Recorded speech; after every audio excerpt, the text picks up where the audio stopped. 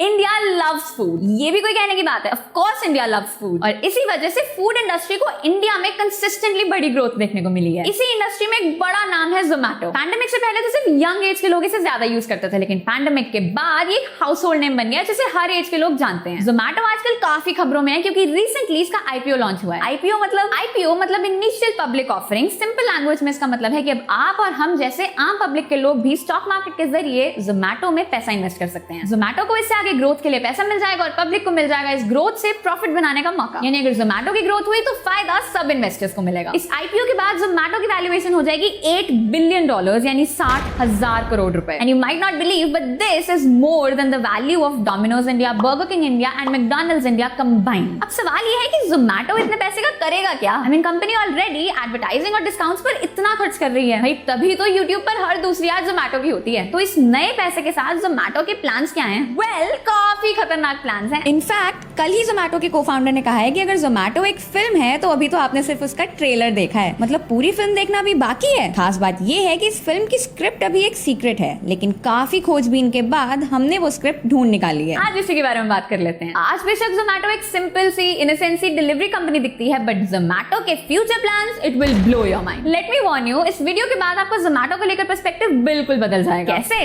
Let's find out.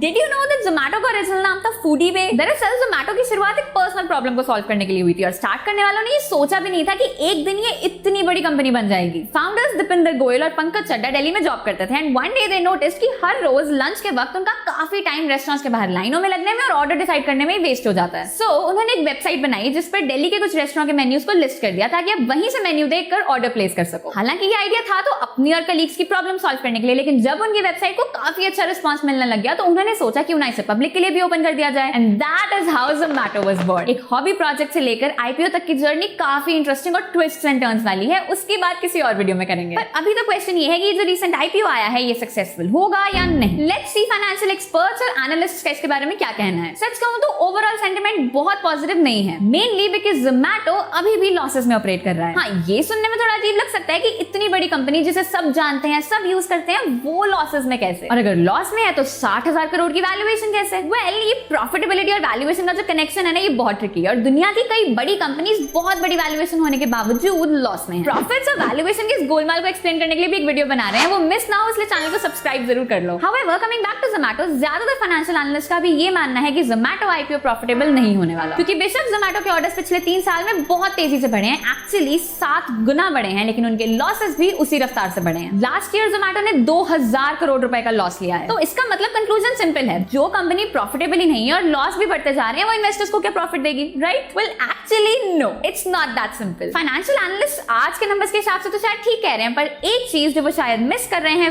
वो है company के फ्यूचर प्लान्स। यस, इन प्लान्स के बारे में कंपनी पब्लिकली बहुत ज्यादा बात नहीं करती, लेकिन अगर थोड़ी खोजबीन की जाए तो जोमैटो का इंडियन फूड इंडस्ट्री को डोमिनेट करने का मास्टर प्लान क्लियर होना शुरू हो जाता है। ये सब खोजबीन आपको ना करनी पड़े इसलिए हमने कर ली, and based on that I am going to take you on a journey showing the revolution that's about to come. Yes, revolution. Ready to imagine a whole new world? Okay, come along. इस revolution के core पर है users का data. आपने अक्सर सुना होगा कि कंपनीज यूजर्स के डेटा में बहुत इंटरेस्टेड होती हैं। कभी सोचा है ऐसा है क्यों? असल में बात ये है कि आज ये पॉसिबल हो गया है कि जिस कंपनी के पास लाखों यूजर्स का डेटा हो, उसे कुछ ऐसी चीजें दिखने लगती हैं जो और किसी को ना दिखें। मतलब ये कि एडवांस डेटा साइंस और मशीन लर्निंग टेक्नोलॉजी की मदद से ये डेटा बहुत कुछ बता सकता है। फॉर एग्जांपल, जोमैटो को ये एग्जैक्टली पता है कि कंट्री के कौन से पार्ट में कौन से डिशेस किस प्राइस पॉइंट पर साल के कौन से दिनों में बेस्ट बिकती हैं, या फिर कौन सी ऐसी नई ट्रेंडिंग डिशेस हैं जिसमें एक पर्टिकुलर एज ग्रुप ज्यादा इंटरेस्ट दिखा रहा है, या फिर ये भी कि मॉडल टाउन से मैक्सिमम ऑर्डर ट्रैफिक शाम को 7 बजे आता है और राजेंद्र नगर से सुबह। हर लोकेलिटी से हर रोज कितने ऑर्डर्स आते हैं, वीकेंड्स पर कितने बढ़ जाते हैं, वहां के लोगों को ज्यादा क्या खाना पसंद है और वो उसके लिए कितना स्पेंड करने को तैयार है। Zomato knows a lot, and I mean a lot. ध्यान से सोचा जाए तो जोमैटो इस डेटा के साथ एक ज्योतिष की तरह फ्यूचर भी प्रेडिक्ट कर सकता है, बिकॉज़ दे ऑलरेडी नो कि कल, अगले हफ्ते, अगले महीने कहां से कितने ऑर्डर्स आने वाले हैं। सो मच सो कि एक सिंगल यूजर की साइकोलॉजी कैसे इवॉल्व होगी उसे ये तक मालूम है और आपके मुकाबले वो बेटर प्रेडिक्ट कर सकता है कि आप कल क्या ऑर्डर करने वाले हो। ओके फाइन, जोमैटो को बहुत कुछ पता है, ठीक है, बट जोमैटो इस नॉलेज का करेगा क्या? वेल, पूरी तरह से तो आज इमेजिन करना भी मुश्किल है, बट जिस डायरेक्शन में वो मूव कर रहे हैं, इट लुक्स लाइक वो एंड टू एंड सारी फूड सप्लाई चेन को खुद कंट्रोल करने की कोशिश करेंगे। Now now what does that mean? Simple words में इसका मतलब है खेत से लेके प्लेट तक सब जगह जोमैटो ही जोमैटो। मतलब ये कि आज जब एक बर्गर आपके घर पहुंचता है तो वो एक बहुत लंबा सफर तय करके वहां पहुंचता है। किसी फार्म में आलू लगे, कहीं पर टमेटोज, कहीं पर लेटस, और फिर ये सभी चीजें अलग अलग चैनल से होती हुई एक रेस्टोरेंट में पहुंची जहां पर आपका बर्गर तैयार हुआ और फाइनली जोमैटो ने उसे आपके घर डिलीवर करवा दिया। अभी तक जोमैटो इस प्रोसेस में सिर्फ लास्ट स्टेप पर इन्वॉल्व होता है,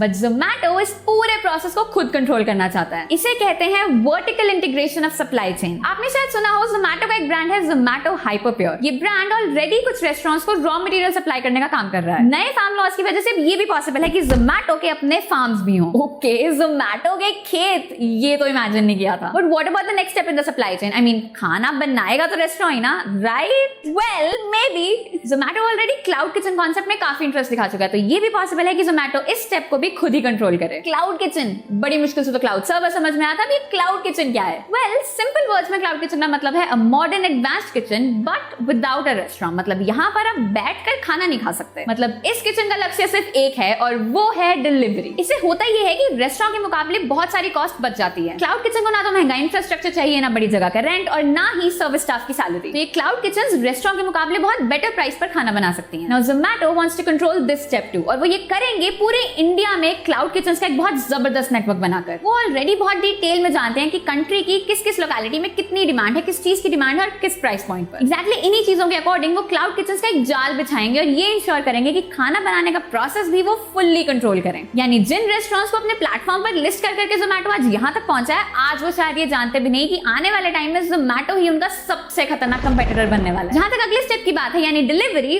उसमें तो जोमैटो ऑलरेडी एस्टैब्लिश्ड है। सो इन शॉर्ट आने वाले कुछ टाइम में ये पॉसिबल हो सकता है कि खेत भी जोमैटो के हों, रेस्टोरेंट्स भी और डिलीवरी भी। Yes, Zomato everywhere. पर ये सब करने में तो बहुत पैसा लगेगा, वो पैसा आएगा कहां से? अरे आ गया है ना इस आईपीओ से, आप और मुझ जैसे आम इन्वेस्टर्स का पैसा। अब इससे होगा ये कि चूंकि रॉ मटेरियल से डिलीवरी तक सब कुछ एक कंपनी कंट्रोल कर रही है, तो प्रोसेस की एफिशिएंसी और प्रॉफिट्स दोनों बहुत बढ़ जाएंगे। But as a side effect हो ये भी सकता है कि पूरी मार्केट पर एक ही कंपनी की मोनोपोली हो जाए और फिर वो कस्टमर्स के लिए प्राइसिंग अपनी मर्जी से सेट करें। हालांकि इंडिया जैसी बड़ी मार्केट को पूरी तरह से मोनोपोलाइज करना इतना आसान भी नहीं है। मार्केट में स्विगी जैसे और भी कई बड़े प्लेयर्स हैं जो जोमैटो को अच्छा कंपटीशन देंगे। पर हाँ, ये सब करने के लिए आज जितने रिसोर्सेज जोमैटो के पास हैं वो किसी और के पास नहीं। आने वाले टाइम में ये जरूर हो सकता है कि इंडियन मार्केट का पोटेंशियल देखते हुए Amazon जैसे कई बड़े नाम फूड सेगमेंट में एंटर करें। मैं तो कहूंगी कि इस वीडियो के लिंक को सेव करके रख लो, 5 साल बाद एक बार फिर से देखना तो पता चल जाएगा कि इनमें से कितनी प्रेडिक्शन सच हुई। तो यही सब वो कुछ चीजें हैं जो आज फाइनेंशियल एनालिस्ट जोमैटो के बारे में बात करते हुए इग्नोर कर रहे हैं। एक कंपनी को इवैल्यूएट करने के लिए सिर्फ उसकी बैलेंस शीट के नंबर्स को देखना काफी नहीं है, बल्कि फ्यूचर में उसके पास क्या एक्स्ट्राऑर्डिनरी पॉसिबिलिटीज हैं उन्हें देखना भी बहुत जरूरी है। सो